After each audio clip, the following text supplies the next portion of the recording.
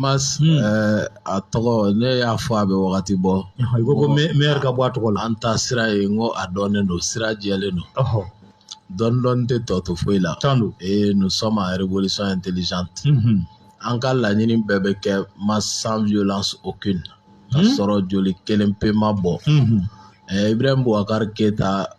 Gwara dara ka fanga la basigi kɔnɔ cogo min ka sɔrɔ joli ma bɔ fɔ Goyita ko k'ale bɛ bɛ k'a ka bilan fɛ. Ko parce que ko Surasiw ka se ko ka fanga daraki ka sɔrɔ joli ma bɔ ko ça aussi ça fait partie du bilan d'Ibeka. Yɔrɔ n'i ma i ka suru kogo la n'i ma dɛnɛ minɛ kuma dɔw n'i ye Mali politique mɔgɔw lamɛn i bɛ ɲɛnamini ka firi i tɔn kan. Maintenant ka ɲani an ka se Joël Meyer gɛnni ma ka bɔ Mali kɔnɔ an ka ɲi k'an da don Mali yɛrɛ ni Faransi ni ɲɔgɔn cɛ bi relation diplomatique a bɛ cogo di dɛ? Parce que tension bɛ yen mas kabiri janvier 2020 tension diplomatique wulila Mali ni Faransi ni ɲɔgɔn cɛ sous Ibrahim Boubacar Keita. Janvier 2020 k'u ka ɲi ka Faransi ka intervention Barkhane ka san o y'a sɔrɔ 2020 o tun y'a san 7 intervention ye k'u ka taa sigi ka évaluation kɛ ko parce que k'anw bɛ contestation na fan bɛɛ o tun tɛ poye 2019 ye o kɛra 13 janvier 2019 maintenant 10 janvier o 10 janvier u bɛ évaluation sugu dɔ de kɛ donc o kama ka kɔ o sigi ɲɛ ko ka an ka ambassadeur wele minnu bɛ Faransi ye n'u ye G5 Sahel jamanaw ye n'olu minnu ambassadeur bɛ Faransi ye ko k'u wele Faransi sénateur fɛ u ka na Sénat kɔnɔ u k'u dan tigɛ u ka faamu ye mun ye bi Barkhane ka n tɛ se ko la Barkhane ka barakantanya la ani o tɛmɛnen kɔ ka tila tuguni k'a fɔ u bɛ min wele ko sentiment anti-français ko munna o bɛ kan ka bonya bi jamanaw kɔnɔ a don Tumani Jime Jallow ye kuma ta an ka lasigiden Faransi kɔnɔ a ye ɲininkali damadɔ tɛnkun o de kɛra a bolo kara ye bamananw ko ɲininkalikɛla tɛ fili a ko yalima n'i y'a ye bi mɔgɔ minnu bɛ ka bɔ ko Barkhane dégage ko n'i ye jamanadenw ye ka tugu kɔ ko est-ce que u bɛ ka kuma min fɔ ko tiɲɛ de t'a la a y'o fɔ a tilala k'a fɔ ko ni Surasiw nana ko surtout légionnaires k'u nana ko ka na Mali dɛmɛ ko ka damatɛmɛ wale kɛbagaw kɛlɛ i ka tila k'olu ye Bamakɔ nbɛnjiya kɛ yɔrɔw la u bɛ janga woloki la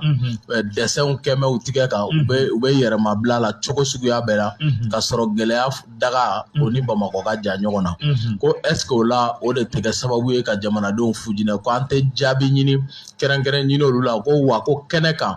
don min Barkhane bɛ na ko n'o y'a sɔrɔ jamana 100 la 30 de minɛlen don ko Barkhane nana san 7 bi 100 la 80 minɛlen don k'o de ye débat ye ko ni résultat bɛ ka kɛ ni ko mɔgɔw ma bɔ an ka na ka ni finitigilakaw gɛn ka bɔ an ka jamana kɔnɔ n'o y'a sɔrɔ u bɛ ka jamanadenw lakana ka duguw lakana ka jamana lakana ko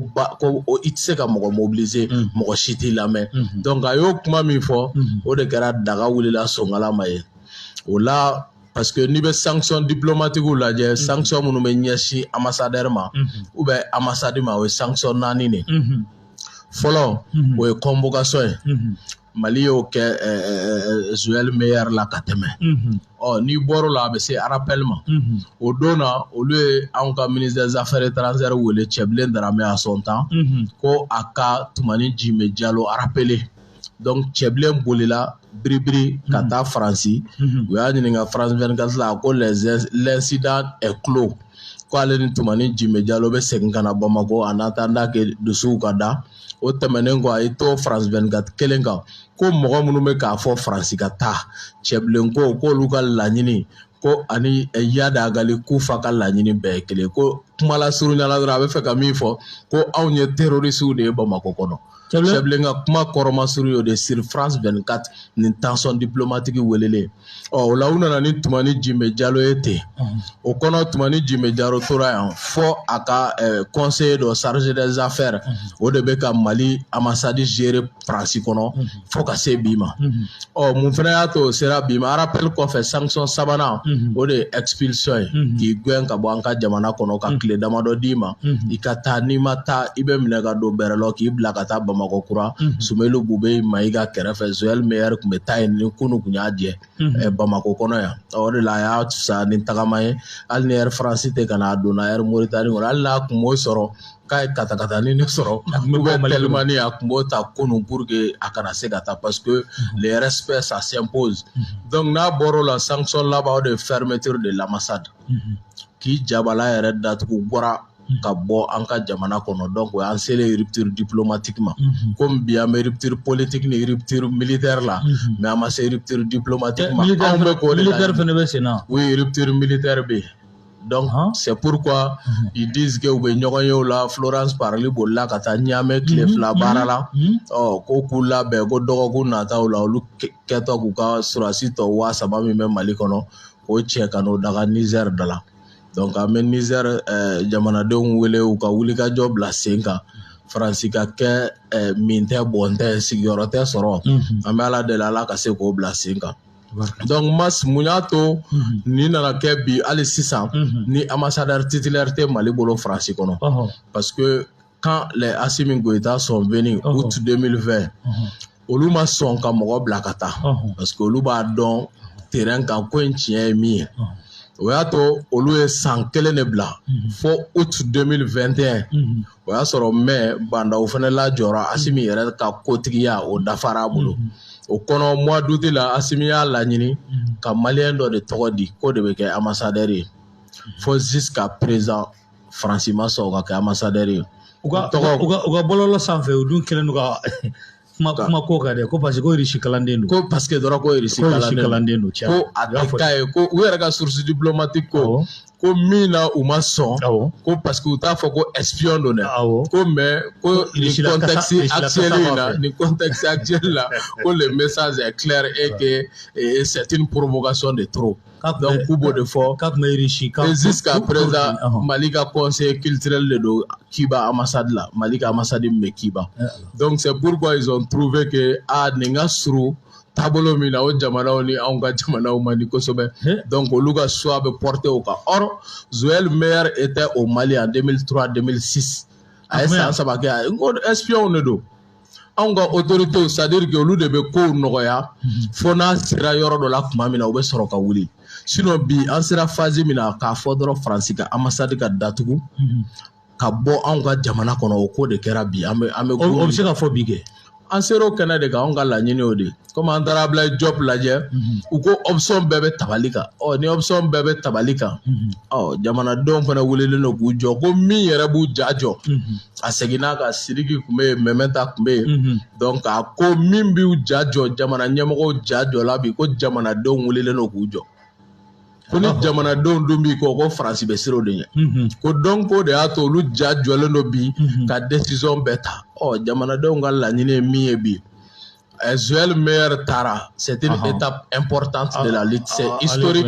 et c'est patriotique donc farafinna jamana maralen kɔrɔw Faransi fɛ nin waleya ka ko kɔnɔ c'est une décision historique nka c'est pas suffisant halisa a ma bɔli kɛ masse aw bɛ mun nɔfɛ Ben o jɛlen do an bɛ k'o fɔ depuis le 11 janvier 2013 Barkhane nana le 10 janvier 2013 o dugusɛjɛ an ko France dégage kabiri o don an bɛ k'o min fɔ dɛ Barkhane k'a ka koso ni kasa cɛ bi ka tugu Joël Meyer kɔ et je l'ai dit l'autre jour c'est une histoire de quelques jours i y'a fɔ dɛ kosɛbɛ wa an b'a dɔn an bɛ ka taa sira min fɛ kisi t'u ma non fura t'a la masse Barkhane ka tagali c'est inévitable mais anw ka laɲini ye min ye coopération diplomatique de ka suspend fɔlɔ rupture diplomatique ka kɛ ani Faransi ni ɲɔgɔn cɛ parce que ni jugu dɔnna kaban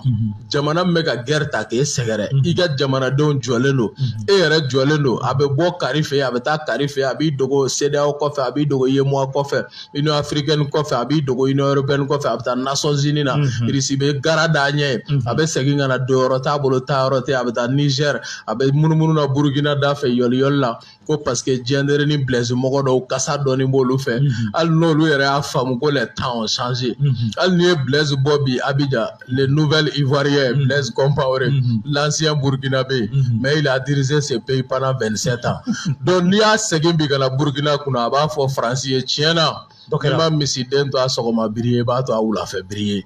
ne tɛ se miirindiw murutilen don peuple africain bɛɛ wulilen k'i jɔ comme jamais ko an ka bɔ jɔnyajuru kɔnɔ ten ko dɔ kɛra tabarikala donc o de b'an bolo ka las'u ma ladilikan na u ka jamana ɲɛmɔgɔw ye lagosi min ta ka ɲɛsin Mali ma walahi u ma Mali kelen dɔgɔya u y'u yɛrɛ dɔgɔya u ye Faransi dɔgɔya parce que n'i kɛra jamana ɲɛmɔgɔ i ka kuma bɛ jamana de engagé i ka kuma tɛ i ka denbaya dɔrɔn engagé bilen dɛ a t'i yɛrɛ dɔrɔn engagé dɛ jamana i bɛ ka kuma o de tɔgɔ la donc siritigɛlenya kuma minnu ma deli ka bɔ jamana ɲɛmɔgɔ da Europe kɔnɔ bi o de bɛ ka bɔ mɔgɔw da u ko mɔgɔ minnu ma n'u ye veste dɔw kana ka lunette blanche dɔw la ka t'u sigi plateau baw kan tribune baw kan ko l'homme de l'Afrique ko Jean-Yves Le Drian ko nin de bɛ farafinna dɔn o de la ni président min nana bɛɛ b'a utiliser ko parce que u ye nin former k'a bɛ farafinna dɔn mais yɛrɛ wolo ka hakilina bɔra a furu fɛ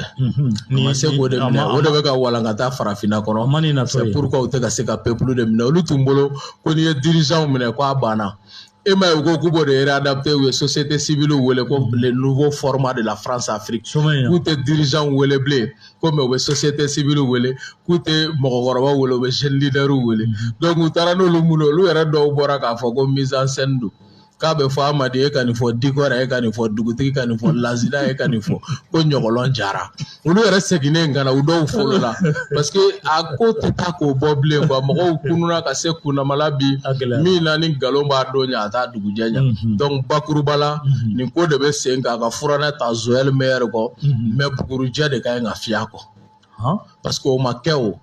nin kɔrɔ ye min ye n'u seginna ka yafa deli kɛ da bɛ se ka yɛlɛ a ye nin kɔrɔ ye min ye n'u seginna ka tɛrɛmɛli kɛ da bɛ se ka yɛlɛ a ye donc u mana dɛsɛ tan u b'u dogo jɔn kɔfɛ Union européenne u bɛ Allemagne de ci ko bon komi anw mangoyara aw ka taa tɛrɛmɛli la donc olu bɛ na ko médiation ko pour que ka basigi kɛ an b'u na cogo bɛɛ dɔn Danois fana tun bɛ yan bi oui Danois tun bɛ yan bi parce que o de fɔra hali Danois ye bi k'u ka ni don coopération bilatérale la